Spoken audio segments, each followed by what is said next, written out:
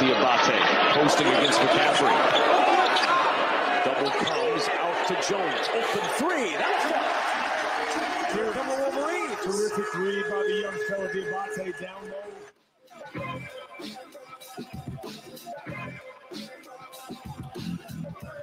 Good afternoon, everybody, and welcome in the Maize and Blue Review Afternoon Live. We're here every day, weekdays at 1 o'clock, and we're on after Michigan basketball and football game. Means last night we were on after the Michigan-Iowa game, and we're going to talk about that coming up, plus what Michigan has to do. Is it a must-win situation for the Wolverines when they go down to Columbus to take on the Buckeyes on Sunday? We'll discuss that. We'll run through some things. If you're out there and watching this live, hit that feedback, get those comments in as they come in. Most of the time, we'll go ahead and I'll read the comment and see what you're thinking about Michigan. That's what it's all about. We enjoy getting your feedback. So go ahead and take advantage of that. And let's get it going as we talk about what happened last night here to Michigan. And if you've been watching the Wolverines, it was maddening because there were a lot of good things to take away from and feel good about Michigan back on Tuesday when they beat Michigan State. You know, they had Hunter Dickinson look like he was ready to put, you like to have that best player on the floor, a player that's got that look, that's ready to put his team on his back, ready to think about Kemba Walker and UConn back in the day. But just for a second there on Tuesday night, watching the way that Hunter Dickinson played against Michigan State, you at least thought about that a little bit.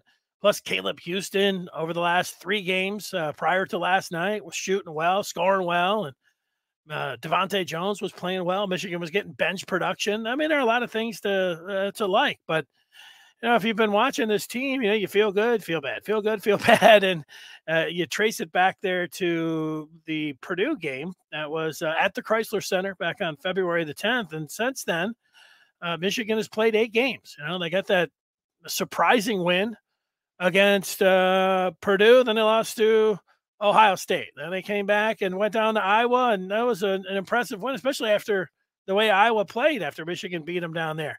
But then they lost to Wisconsin. It's back and forth. They beat Rutgers, lost to Illinois, beat Michigan State, and now, here we are last night losing to Iowa, really getting punched in the mouth early, and the Hawkeyes winning that one, going away. And so what do you take out of that? You take that, Michigan's a very inconsistent team, and, you're waiting to see some of those signs of, okay, teams that are made in March, you look for some of those signs. And one of those is their consistencies game to game. Do you like some things that you think that, hey, this could be a dangerous team? And Tuesday, it was like, if they come out on Thursday night on senior night and win that game, that will be back-to-back wins. And, carrying a lot of momentum into Sunday, feeling like, hey, maybe this team's really got something. Juwan coming back for the Big Ten tournament. But as we know, that didn't happen. The Hawkeyes just came out smoking, came out right out of the gate, knocking down shots left and right. They've got an all Big Ten performer, maybe the Big Ten player of the year in Keegan Murray. And, his brother knocking down shots, getting out to that 13-4 lead. And, after you go to the 5-minute mark, you go to the 10-minute mark, and, Michigan getting down by 18 in the first half, down by 17 at the half. And, Michigan couldn't have come out any colder, and one thing, Moussa Diabate had 28 points 2 weeks ago down in Iowa City. So yeah, you get that. He's supercharged. He's got more than, a greener than, green light. And then he went to his right-hand hook, and that didn't go in. He tried, slithering in there and using his moves, and he didn't have the right angle and didn't hit him. And then tried his jumper, that wasn't going. And, Dickinson trying to, pick up where he left off on Tuesday night, that wasn't happening. And you get down. This is usually, you think about basketball games being won in the last 5 minutes of the game. This game was won in the first 5, the first 10, the first 20 by the Hawkeyes. Now, Michigan did end up cutting it to single digits with 5 minutes left. Actually, they get it down to 7 with 3 left. But when they had those opportunities, they missed a front end of a 1-on-1. When they played some defense for 2 times in a row when they were down 7, they came down and turned it right back over. And you expend a lot of energy. Coaches always say that when you're in a big deficit, you climb back in it, make a push, make your run. You figured that they would have a run in them. They did, but when they had that momentum and they had to start, they didn't have any. They didn't leave themselves many outs. You can't make many mistakes when you get down that big and when you have your opportunity, and it just didn't happen. So, they lose it by a final of 82-71. And people think about what could Phil Martelli, what could the staff, what can they do differently? What could they have done differently last night? Maybe what can they do differently moving forward about getting this win on Sunday, which feels like a must win. I'll get to a little bit of, we'll get to more of that coming up here in a second. But is it bringing Moussa Diabate off the bench? I saw that suggestion. Who are you putting in? You putting Caleb Houston? You put him down at the 4, and then you're bringing in Buffkin, Terrence Williams, as the 3, or you're moving Johns or Jace Howard into that 4 spot for Diabate. If they would have come to me last night and said, "Hey, what do you think about Diabate coming off the bench?" I'd have said, "Diabate just went for 28 points 2 weeks ago against Iowa. Let's run that one back. Let's get him the ball down low. Let's let him go to work. See if there's something that he had 2 weeks ago. Let's see if there's a continuation." And that's what Michigan did. And he wasn't ready for that. Couldn't. I don't know if it was about the suspension.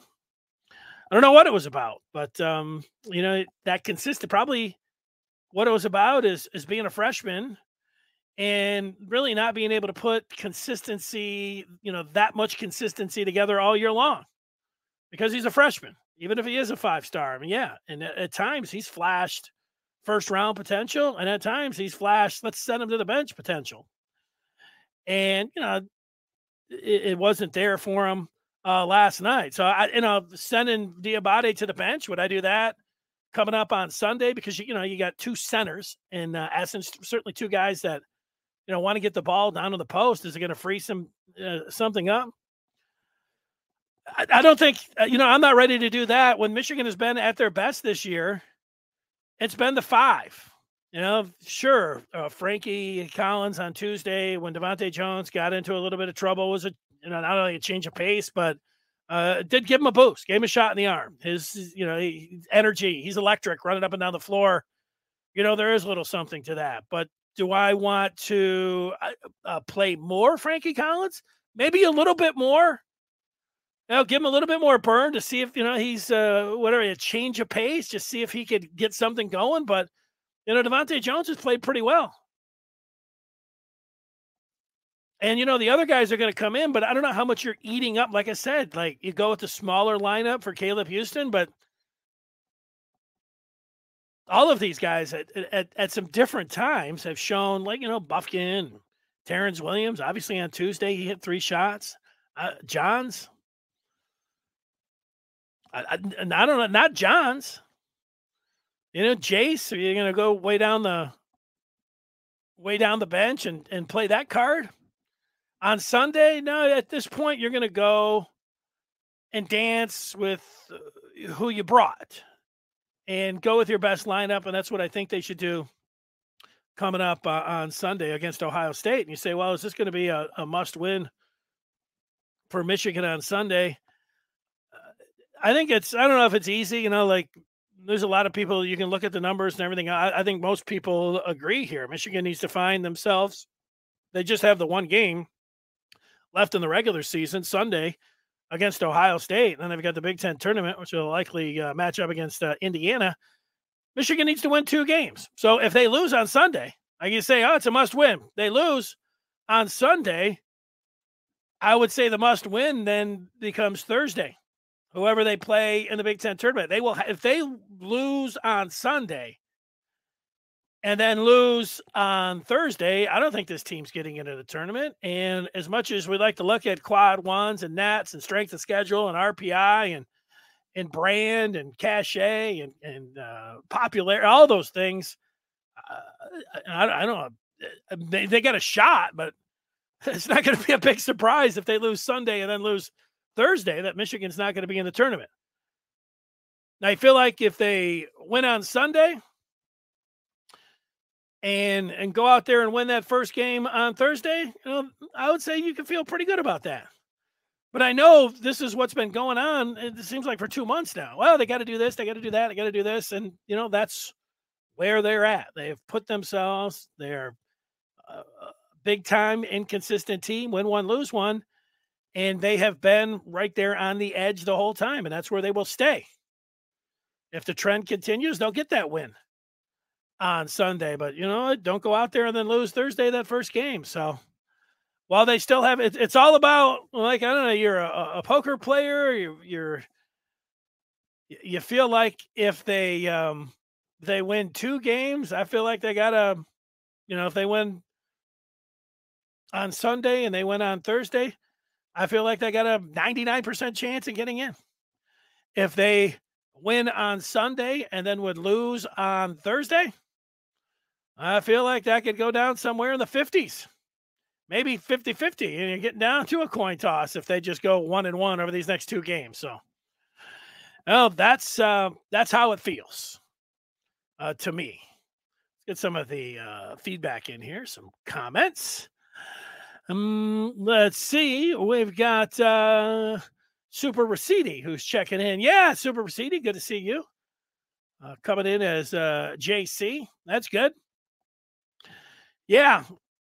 Thing here, and a lot of people say, who do you think is going to go farther, Michigan or Michigan State? Like, you got to pick one of those. Like, I'm not sure Michigan's going to get into the tournament, but I know there are some questions when you think about the brackets and why people are in. This is just Jerry Palm from this morning. If you are watching, you'll look over to the right side of the screen. You'll see Palm has his last 4 teams in: Wake Forest, VCU, Florida, and Memphis. He has his first 4 out, and that includes Michigan. North Carolina in front of Michigan, and then Rutgers and Indiana behind them, 2 Big Ten teams behind that Michigan. And then North Carolina in front of them. You'll remember earlier in the year that North Carolina popped Michigan. If it came down to, Michigan and North Carolina being the last 2 teams, at least in this Palm scenario here, can Michigan then lean on its brand? Usually it can. It certainly could against Rutgers, but could it lean on its brand against North Carolina? I think we all know the answer there. But can they lean on their net? And the net ranking. And yes, I think this is the thing you can lean on. And that's where you see that 32 there. Michigan with a 32. That's better than any of the teams that are being considered is the first 4 out with Palm. The last 4 in, that's better than any of the teams that are sitting there that are the last 4 in. Michigan's got a better net. So, yeah, net rankings, while they say, boy, you really use that, the selection committee. Michigan's got, if you look in the middle of Palm's bracket here, he's got Michigan State in the South in the tournament, but Michigan's got a better net ranking than Michigan State. Michigan State's got a couple more wins, but when you start looking at those quad 1 wins and losses, it's very similar, if not exactly the same, of Michigan State. So that it can be, you say, confusing to people that just want, the exact, like, hey, we've got a better net, we've got more quads, or we've got the same, a couple more wins, and we're really talking about, a win over, Sandusky State here. And, is that really putting, when you look at the SOSs and RPIs, would that really put Michigan State in over Michigan? That's where it comes in. They don't want the selection committee. They want some intrigue. They want, and just like no 2 bracketologists, like I could put, Lenardi up here, or I could put anybody, Ken Palm, I can put anybody else's bracketology up there. None of them are the same, but they're close. And so when it's coming down to it, I'm looking at it like, Michigan goes, well, let's just say they beat Ohio State, then lose on Thursday. Sure, I would like to see Michigan get in, but it's not like you can put a big fuss. If you're a Michigan fan, it's like, They had a million chances to get in here. And when you put yourself on the bubble, and when everybody starts watching college basketball, and you get in there on a Thursday, and one win gets you in, you go out, and maybe you don't show up in Indianapolis. I mean, why are you really going to argue? Well, because our net ranking, yeah, and they know college basketball. The selection committee knows this. College basketball as a whole knows this. This type of arguing, this type of debate is it's good. Controversy, I don't know if controversy is good, but having people sit around talking about resumes and what you have done in the last 6, that used to be something that the selection committee would look at. Media members that have sat in mock selection committee rooms and can tell you, all the different data that they're combing over. And, you can listen to the chairman of the selection committee come in and say, yeah, this is what we really valued. We like this over that.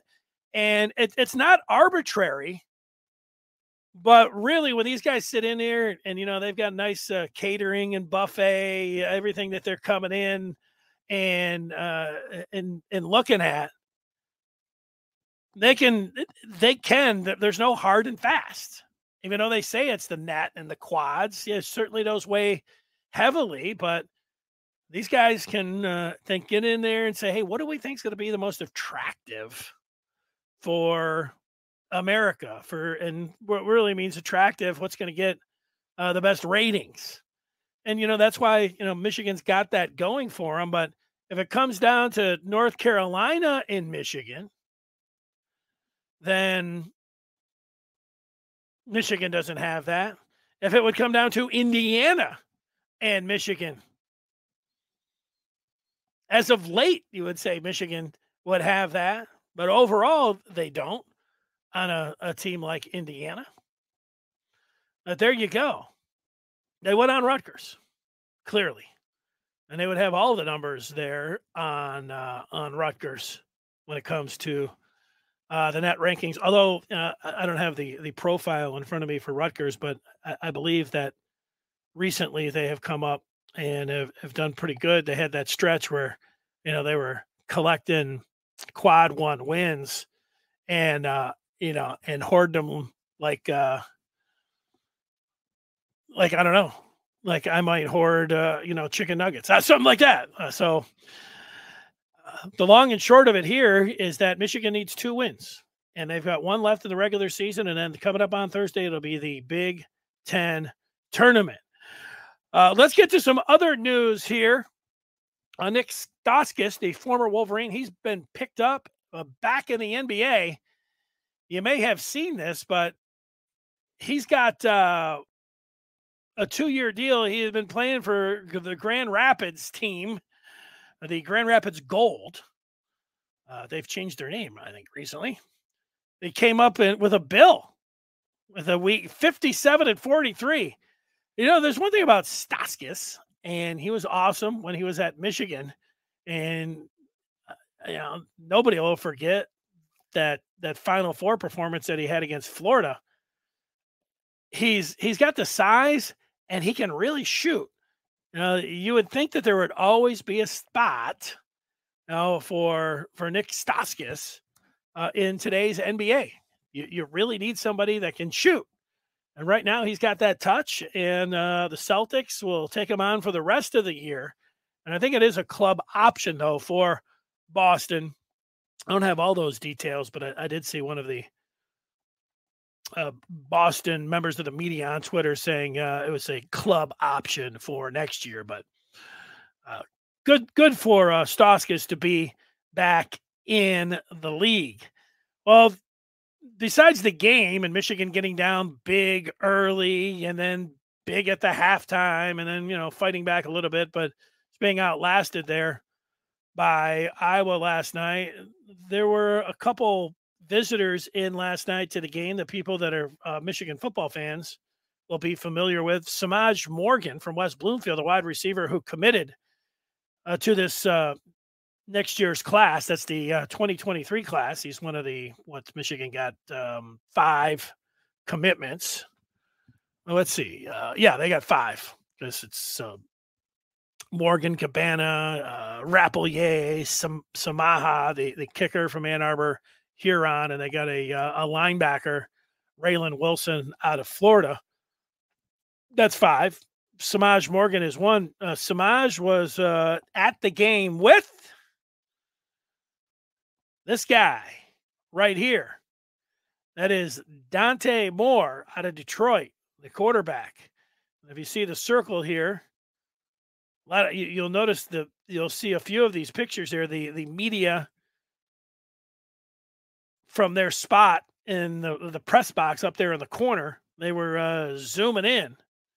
And get a picture of Dante Moore to see how he was enjoying the game. There he is. And there is the picture of Moore at last night's game. And I did see a Florida site indicating that coming up this month, that Moore's planning on taking a trip down to Florida. I'd say that's a smart move by Dante Moore. Go down to Florida in March. You get that nice Florida weather. Like, it's going to be nice this weekend here, 50s and 60s, but really windy.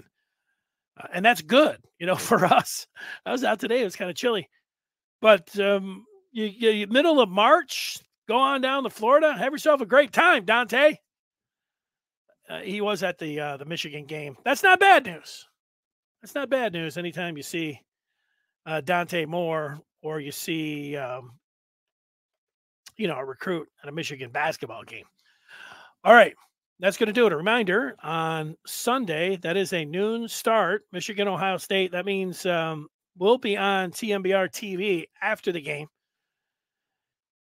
at around 2:15, give or take a couple minutes. Game gets over, depends if there's a big-time event or something going on that I need to record and get it in here to show it back. Sometimes it could take, up to, maybe 5-10 minutes to come on.